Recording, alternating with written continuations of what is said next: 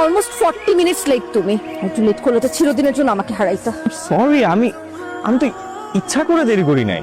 গতকালকে সে এঙ্গেজমেন্ট করাই গেছে। তোমার বাবার সাথে আমি কথা বলি। বাবার সাথে কথা বলে কি হবে অন্তি? এখন আমাদের হাতে একটি অপশন, চলো আমরা পালায় বিয়ে করে ফেলি। যা বলতেছো তুই জানোস না আমি প্রেগন্যান্ট? তোর কি মনে হয় আমি ফাইজলামি করতেছি?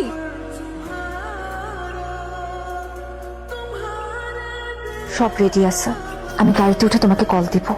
আমি কি আসবো নিতে তোমাকে? তোমাকে আসতে হবে না। আচ্ছা তাহলে তাড়াতাড়ি আসো, এই যে একটা ট্রেন মাত্র গেল আর 40 মিনিট পরে আরেকটা ট্রেন। আমি বাসা থেকে মাত্র নামলাম। আচ্ছা সাবধানে এসো। মানুষের জীবন কি অদ্ভুত, তাই না? আমাকে কিছু বললেন? আমার কাজই তো বলে যাওয়া। আপনি শুনবেন গল্প? বলেন। আমার গল্পটা একটু অন্যরকম। আমার গল্পে ফারদিন আর জেরিনের পরিচয়টা হয় একটু ভিন্নভাবে। ভাই একটু ধরেন না ওনাকে। সবকিছু ঠিক আছে, আমরা ব্যান্ডেজ করে দিয়েছি। আই এম রিয়েলি সরি, আমার জন্য আসলে এত কিছু হয়ে গেল। আপনার রাস্তাঘাটে একটু আরো কেয়ারফুলি চলা উচিত। মানে আমি যদি ঠিক টাইমে ব্রেক না করতে পারতাম তাহলে কি হতো বোঝেন? আমি আপনার গায়ের উপরে উঠাই দিতাম। কি রে মামা, তোর পা ভাঙলো কেন?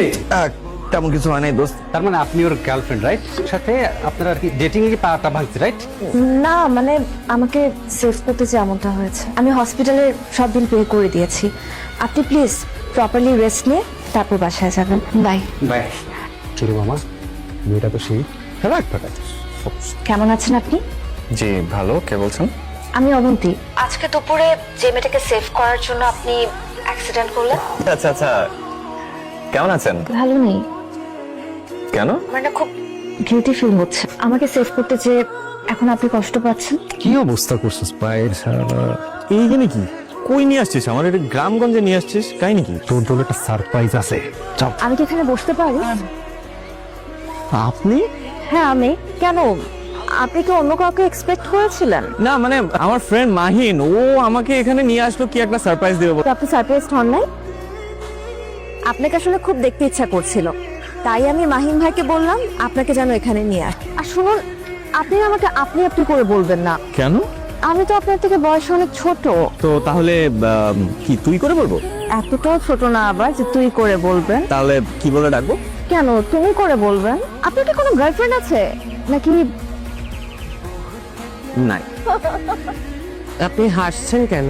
আচ্ছা আপনি এই গল্পটা করতে গিয়ে শুনছেন? প্রতিটা গল্পই তো কারো না কারো জীবনের গল্প। এই গল্পের প্রতিটা দৃশ্য আমি স্বপ্নে দেখেছি। কি? আচ্ছা তারপর?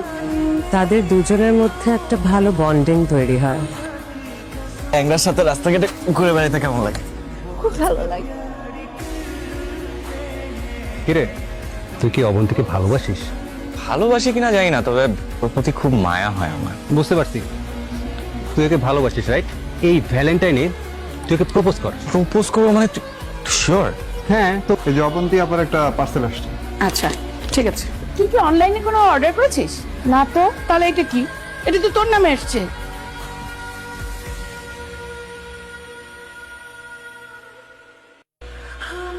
কি করছো? কে জানি আমাকে একটা পার্সেল পাঠিয়েছে, আমি খুলে দেখি একটা শাড়ি।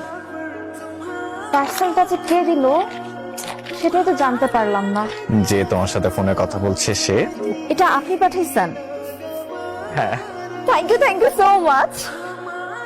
আমার অনেক পছন্দ হয়েছে। হাই।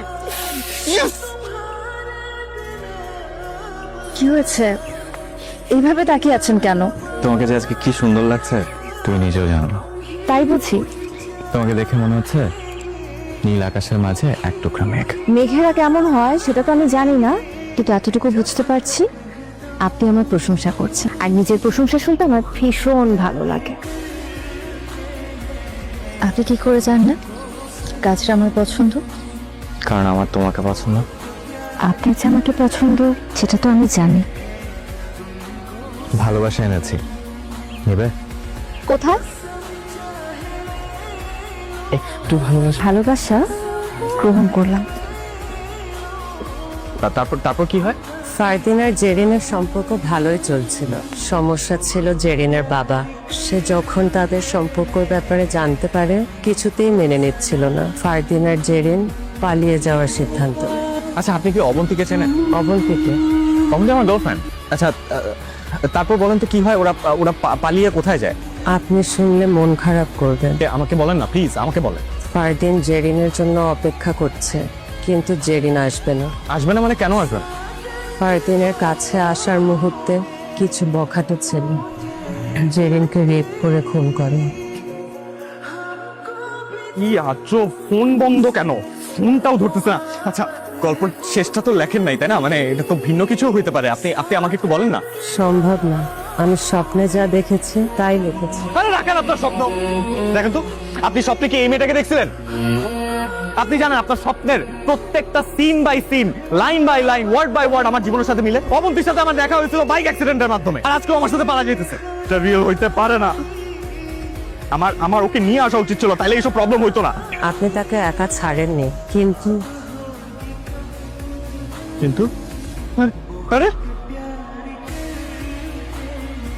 ভাই, ভাই এখানে কোনো নিয়ে পড়া মেয়ে দেখছেন ভাই? ওই যে বেস্টার মধ্যে বসেছিল ভাই, ওই একটু আগেই ছিল ভাই। না তো ভাই,